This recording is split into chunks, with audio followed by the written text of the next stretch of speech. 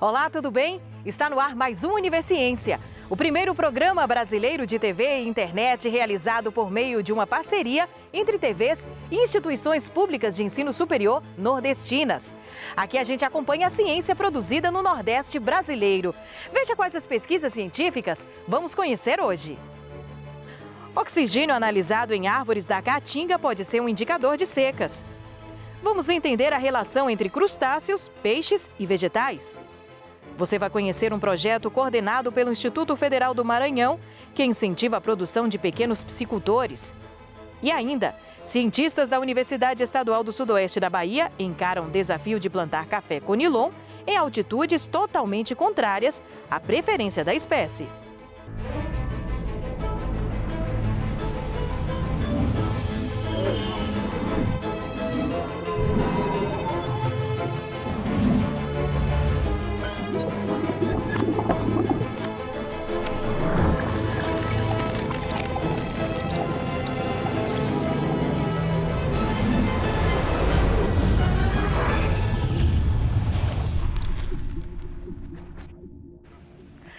Mais do que sombra, beleza, renovação do ar, as árvores podem fornecer informações importantes sobre ocorrências ambientais. O registro de incêndios florestais, por exemplo, deixam marcas visíveis. É possível também analisar oxigênio e observar o indicativo de seca na Caatinga. Quem faz essas interpretações é a dendroecologia, ciência que extrai informações dos anéis de crescimento no caule das árvores. Os cientistas da Universidade Federal de Sergipe explicam o assunto pra gente.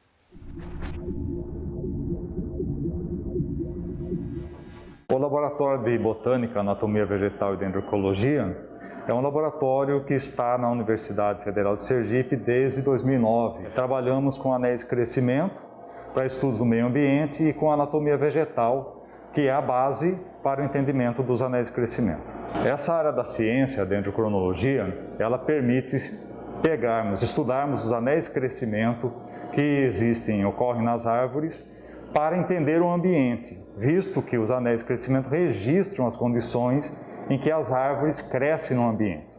Com isso, informações a respeito da precipitação, da luminosidade, das condições ambientais, os efeitos que o ser humano tem causado no ambiente, ficam registrados nessas estruturas anatômicas que são os anéis de crescimento. Nós vamos ao campo, coletamos um material. Normalmente é um material pequeno, uma amostra pequena como essa, que permite extrair essas informações. Nós temos que entender o ambiente para poder interpretar aquilo que a planta registrou no seu próprio crescimento. O laboratório também abriga a Xiloteca da UFES, que é uma coleção científica de madeiras.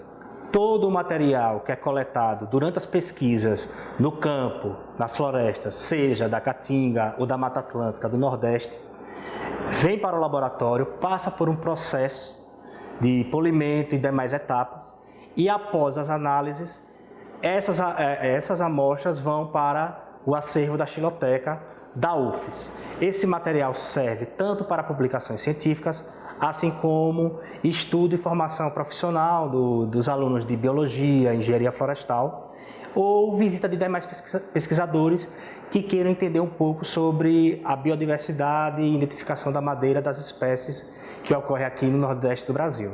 Principalmente em áreas do semiárido de Sergipe, temos estudado muitas populações de árvores que nos mostram as condições que a aridez proporciona para o crescimento dessas plantas.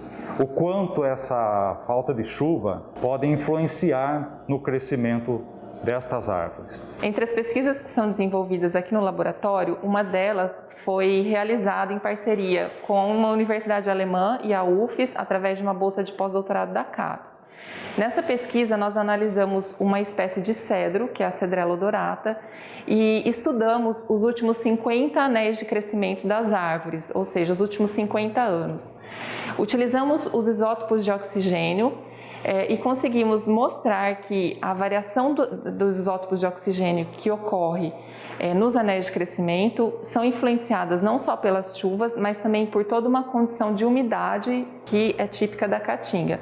Então, a temperatura do ar, a umidade relativa do ar e também o déficit hídrico do solo influenciam nessa razão isotópica do oxigênio nos anéis de crescimento. E nós conseguimos mostrar, então, que os isótopos de oxigênio das árvores da caatinga, eles servem como indicadores de variações hidrológicas dessa região. Além disso, a nossa pesquisa também mostrou que, a partir da década de 90 e especialmente dos anos 2000, as condições de seca no Nordeste, especialmente na caatinga, aumentaram muito em comparação às décadas anteriores.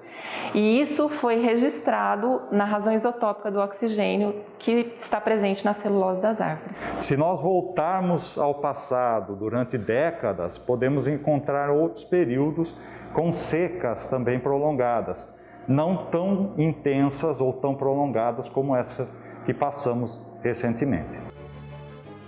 E no próximo bloco você confere um sistema que mistura o cultivo de peixes e a hidroponia. A gente volta já já.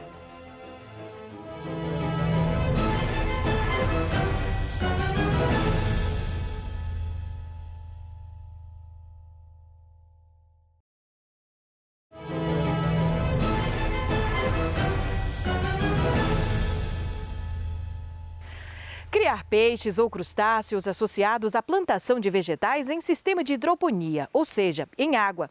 Esse é o princípio da aquaponia. Na Universidade Federal do Ceará, professores utilizam a técnica sustentável para criar tilápia, plantar alface e gerar renda extra para o pequeno produtor.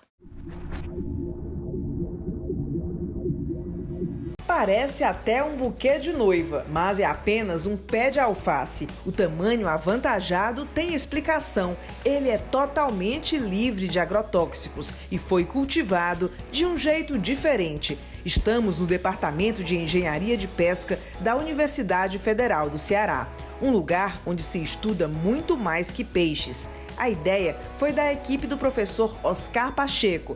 Eles resolveram apostar num consórcio entre a criação de tilápia e a plantação de alface hidropônico. Essa criação, do alface juntamente com os peixes é chamado de sistema aquapônico, que é a junção da aquicultura, que é a criação de organismos aquáticos, com a hidroponia, que é o cultivo de vegetais sem solo.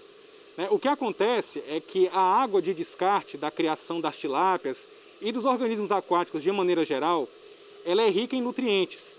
E essa água rica em nutrientes, quando ela é descartada no meio ambiente, ela causa um tipo de poluição chamada eutrofização. Então o que acontece aqui é que a gente utiliza a água proveniente da criação dos peixes rica em nutrientes para passar pelas alfaces. Então a alface ela não fica totalmente submersa na água, somente as raízes da alface ficam dentro da água, e quando a água da criação dos peixes passa pela raiz das alfaces, ou seja, outra hortaliça qual for, ela absorve os nutrientes da água e se desenvolve. Os pés de alface são plantados em calhas, que ficam sobrepostas aos tanques de cultivo de tilápia. O custo não é alto, com as calhas feitas de canos comuns abertos ao meio. Bombas fazem a água dos peixes circular pelas calhas, levando para os vegetais uma água rica em material orgânico. A Daniela fez desse projeto sua tese de doutorado em engenharia de pesca, uma pesquisa que ela já compartilha com os estudantes da graduação, já que ela também é professora substituta do departamento.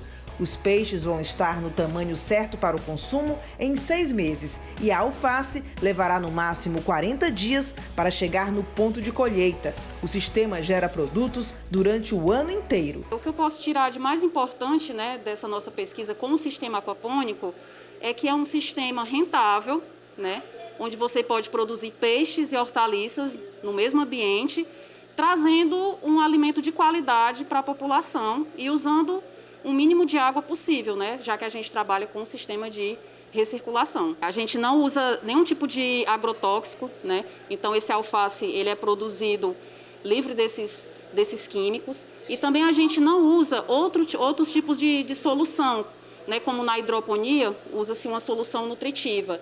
Aqui a solução nutritiva que a gente usa é a água dos peixes, que é rica em determinados nutrientes, por exemplo, como o nitrogênio e o fósforo. Aluna do 3º semestre e bolsista de iniciação acadêmica, Risete também participa do projeto. Fico muito feliz de uma ideia assim, de sustentabilidade, né? Já que o nosso planeta está passando por essa situação, né?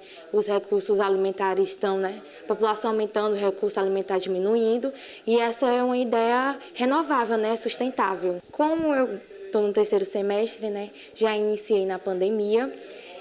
Poder participar de um projeto aqui na estação me ajudou muito na parte prática, né? Entender mais esse lado, não ver só a teoria. A sustentabilidade é um dos destaques nesta pesquisa, já que o sistema é econômico no uso da água. Aqui se utiliza no máximo 10% de toda a água que seria usada num sistema convencional de produção de alface e peixes. Isso porque a água é reutilizada de forma prolongada, sendo reposta apenas por causa da evaporação e das lavagens dos filtros. A solução pode ser uma alternativa rentável para o homem do campo. Para aquele produtor que dispõe de pouca água, né, se a gente conseguir montar realmente um sistema desse de recirculação, com certeza o pequeno produtor vai conseguir tirar o alimento para a família e ainda conseguir ganhar uma renda extra, né?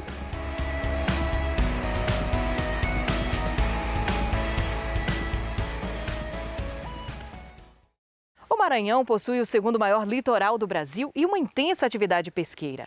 Aproveitando esse cenário favorável, um projeto coordenado pelo Instituto Federal do Maranhão tem como objetivo amenizar o impacto da pandemia na produção pesqueira dos pequenos criadores do estado. O IFE Mais Empreendedor, desenvolvido pelo Núcleo de Maricultura Campus Maracanã, em São Luís, incentiva e auxilia a produção, servindo como campo de aprendizado para os alunos do Instituto Federal do Maranhão.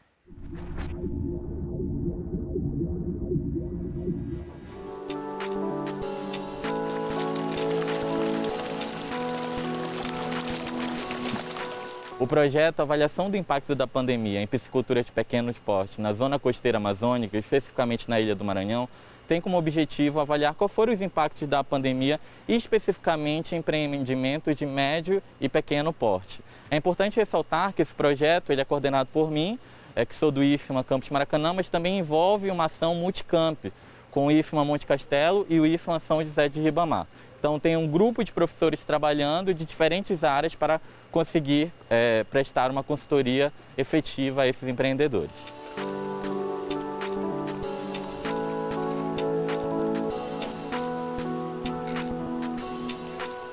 Os principais impactos, né, da pandemia foram, primeiro, desde a aquisição dos alevinos, né, a ração e principalmente o suporte técnico, né? Por quê? Porque durante esse período da pandemia, poucas pessoas, poucos técnicos podiam vir aqui, poucos engenheiros podiam vir dar aqui assistência para a gente.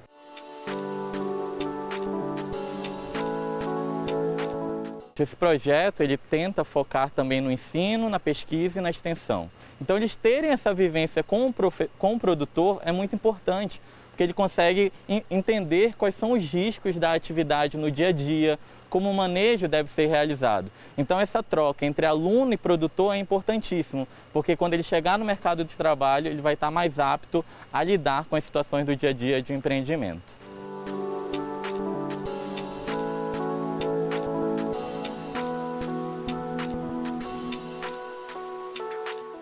É muito importante, né? A gente na faculdade, tendo a oportunidade de estar participando de um projeto, né? Faz com que a gente cresça num período de estudo, né? A gente já começa com uma prática bem grande, né? Acompanhando os pequenos produtores. E isso faz uma diferença absurda durante todo o período da nossa vida acadêmica, né?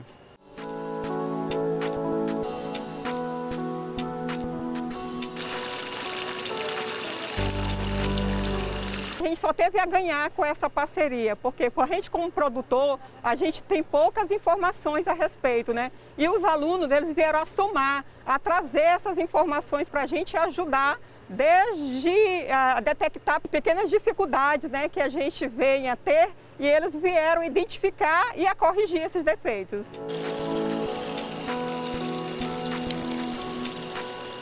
O contato com o produtor é interessante porque quando nós dialogamos sobre a atividade, nós podemos identificar pontos no empreendimento onde podem ser tecnicamente ajustados, né? Então isso pode otimizar a produção e aumentar a produtividade do empreendimento. Nesse tanque aqui a gente cultiva tilápias, elas chegam na faixa de 0,2 gramas até, se a gente cultivar elas até elas chegarem a 800 gramas, que é o peso que chega no nosso mercado. O tanque tem um tamanho de 5 metros de diâmetro, né? Então a gente trabalha com uma densidade de 50 peixes por metro cúbico, né? Que dá um total de 1000 tilápias, né?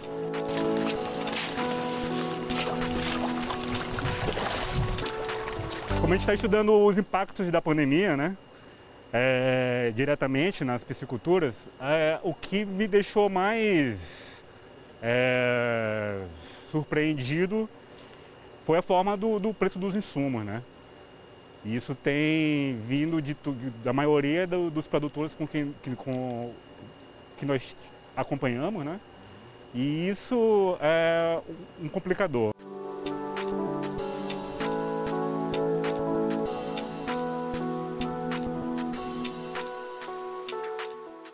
É desafiador porque assim, é um meio, né, masculino, né? Então a gente tem essas dificuldades, né, de conseguir que as pessoas venham, que orientem a gente justamente por isso, né? Por ser o sexo frágil, né? Já veio mulheres aqui mesmo dizer, mas isso aqui é coisa para homem, né? Isso aqui é coisa para homem. Quando na verdade não é, e o projeto por si prova, né?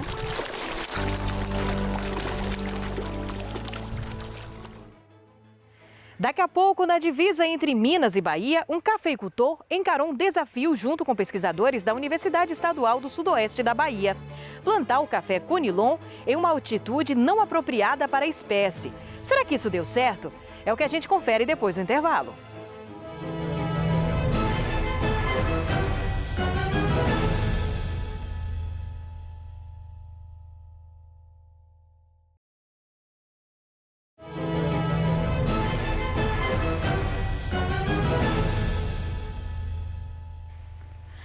Quem produz café sabe que o tipo arábica é plantado em altitudes mais elevadas.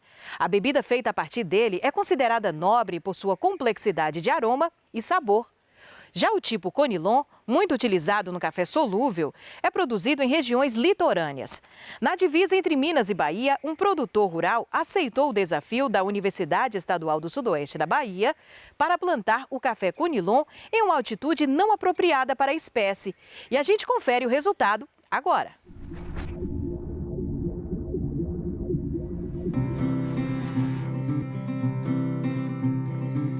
Café arábica, né? Coffee arábica, ele foi encontrado na Etiópia, nas montanhas da Etiópia.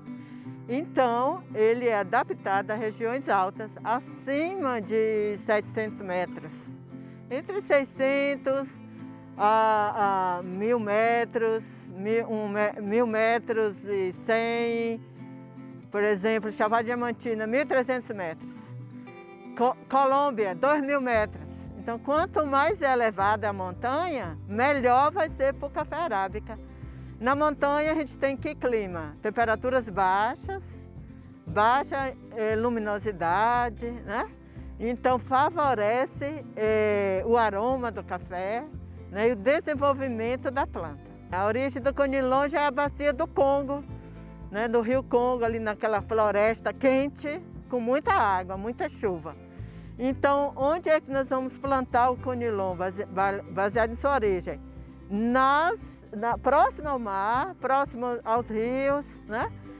Com muito sol, temperatura mais elevadas, né? E muita chuva, porque a origem dele é isso. Só que o melhoramento genético faz com que, né, graças a Deus, Deus deu inteligência ao homem para pesquisar e melhorar a planta e elevar esse Conilon para áreas um pouco mais altas. Em 2018, né, surgiu a oportunidade de eu disponibilizar essa área aqui. Foi plantado em novembro, dezembro de 2018 esse café. Já fizemos a primeira colheita nele e um desenvolvimento muito bom, ele está com vigor Por coincidência, eu tenho um arábica dessa mesma idade, em outra propriedade minha ali, e que esse conilon está superando o arábica em vigor, em tamanho, em produtividade. Entendeu? É uma opção a mais para o produtor baiano aqui do Planalto da Conquista, que tem como implantar esse café também, é uma opção a mais para o produtor, né? E ainda mais que nós estamos passando por essas mudanças climáticas, né, a nível de Brasil, de mundo. As temperaturas vêm aumentando muito ano a ano. A gente sabe que o café, o arábica, ele não suporta temperaturas muito altas por um período longo. Já o conilon é o contrário, ele suporta bem. Então, quem sabe, na frente pode ser uma opção muito forte para a região nossa, baiana aqui, né? São aproximadamente 2 campos de futebol, entendeu? Passa um pouquinho de 21 metros quadrados, né? São 2 hectares, entendeu? Os desafios foram muitos, né? Primeiro, plantar conilon numa área onde planta arábica, 800 metros. Nós estamos aqui na divisa de Minas com Bahia, né? A 800 metros. Então, aqui é uma região tradicional, produtora de café arábica. Para que plantar o conilon aqui? Porque pelas pesquisas, as revisões que nós fazemos de literatura, nós vimos que o próprio estado do Espírito Santo, que é o produtor de conilon, já estava levando a cultura do conilon para 600 metros, né? Brasília também, que não é uma região produtora de café, mas tem lá fazendas plantando conilon a 800 metros. Então, nós fomos desafiadas pela Embrapa Café a elaborar um projeto de pesquisa do café conilon para o estado da Bahia, nessas áreas onde o conilon ainda não está, né? Então, o primeiro desafio. E o segundo desafio é encontrar uma propriedade que nos acolhesse com a nossa pesquisa, porque a gente não podia levar essa pesquisa lá para o UESB. Lá nós estamos numa altitude quase 900 metros, mas é muito seco, então falta água, né? Então, a Fazenda Sol Nascente, o senhor Gilson Maia, nos acolheu aqui com essa pesquisa. Daí a vantagem da pesquisa. A pesquisa é para isso, para observar quais são os clones que melhor vão se adaptar nessa altitude. Então a gente está tendo esse cuidado, né, aqui mesmo tem vários clones aqui que estão se destacando pelo vigor, pelo tamanho. Tem clones mais precoces, clones medianos e clones tardios, né? Aí isso tudo aqui esse ano já foi mostrado isso aqui, né? Teve café que chegou bem mais cedo, outro está médio, outro ainda verde, né? Aí a pesquisa está indo bem, né? Nesse sentido aí, a gente está sempre observando, está faltando ainda quantificar, né, a colheita. Aí isso aí vai ser um trabalho a cargo da UESB, dos pesquisadores, para a gente fazer fechar esse contato, né, para quantificar isso aí, para ir para o papel, né, para as pesquisas. Claro que vai ter aquelas linhagens que melhor vão se adaptar, né? Daí a importância da gente, como produtor, observar, né, os pesquisadores também, tudo um trabalho conjunto aí, né, para a gente definir depois, no futuro, quais vão ser os melhores materiais, né? Aí a partir daí você pode multiplicar esses materiais para você implantar em outras regiões, né, assim, com essa altitude, acima de 800 metros. Bem, e aí, por que o conilon vai entrar? Por quê? O conilon é uma planta rústica, o café conilon é uma planta bem rústica, é uma planta que vai muito produtiva, o custo de produção é menor. Então, para aquele pequeno produtor que não pode fazer um café despolpado, porque o custo é mais elevado, as adubações e tudo mais, e que vai produzir um café rio, né? Então, se ele tiver uma área mais baixa em sua propriedade, ele pode fazer a opção pelo café conilon, onde com um custo inferior ele vai ter uma alta produtividade, né? Hoje a saca do café conilon está de R$600, R$500, R$600, ali em Eunápolis e Itabela. Então, com menor custo, um pequeno produtor que tem uma área mais baixa em sua propriedade, ele pode ganhar muito mais dinheiro de que ele está plantando o arábica nessa área baixa. Então, ele pega a fazenda, as áreas mais altas, planta o arábica, e as áreas mais baixas, ele pode plantar o café conilon, como você observa aqui, né? Daquele lado lá você tem o arábica, do lado de cá o conilon. Eu estou muito satisfeito e eu acho que, quem sabe, daqui a alguns anos nós vamos ter um polo até grande do conilon aqui nessas regiões de Chapada, nossa, aqui as Chapadas Altas, chamada, né, que é Planalto da Conquista, né, que é mais alta. Aí a gente também tá aberto aqui a qualquer produtor aí da Bahia, aí, o estado quiser, nós estamos aqui à disposição para mostrar, né? A gente está aí para isso, porque eu acho que ninguém vai guardar resultado de pesquisa para si, né? Acho que a gente tem que compartilhar com os demais produtores, né?